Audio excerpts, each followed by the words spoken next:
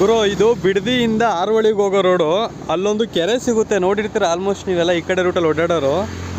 ಈ ಕೆರೆಯಲ್ಲಿ ಯಾವ ಥರ ನೊರೆ ಹೋಗುತ್ತೆ ಅಂದರೆ, ಇಲ್ಲಿ ಈಗ ಏನು ನೀವು ನೋಡ್ತಿದ್ದೀರೋ ಹಂಗೆಲ್ಲ ನೋಡಿ, ಮುಂದೆ ಜೂಮ್ ಮಾಡ್ತೀನಿ, ಹಂಗೆ ನೊರೆ ಯಾವ ಮಟ್ಟಿಗೆ ಹೋಯ್ತೈತಿ. ಇದೆಲ್ಲ ನೊರೆನೇ, ಅಲ್ಲೆಲ್ಲ ಕಾಣಿಸ್ತೈತಲ್ಲ ಪೂರ್ತಿ, ಇದೆಲ್ಲ ನೊರೆನೇ. ಇದು ಇಲ್ಲಿ ನಿಂತ್ಕೊಳ್ಳೋಕ್ಕೆ ಐತಲ್ಲ, ಅಷ್ಟು ಸ್ಮೆಲ್ ಹೊಡಿತೈತೆ ಪಾಪ. ಅಲ್ಲೆಲ್ಲ ಮನೆಗಳೆಲ್ಲ ಇದೆ, ಊರೆಲ್ಲ ಇದೆ. ಅದು ಹೆಂಗಿರ್ತಾರೋ ಗೊತ್ತಿಲ್ಲ, ಸ್ಮೆಲ್ಲು ಭಯಂಕರ ಸ್ಮೆಲ್ಲು.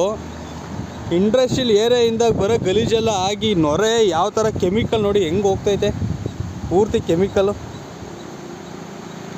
ನೋಡಿ, ಹಿಂಗೆ ಇಂಟೆ ಥರ.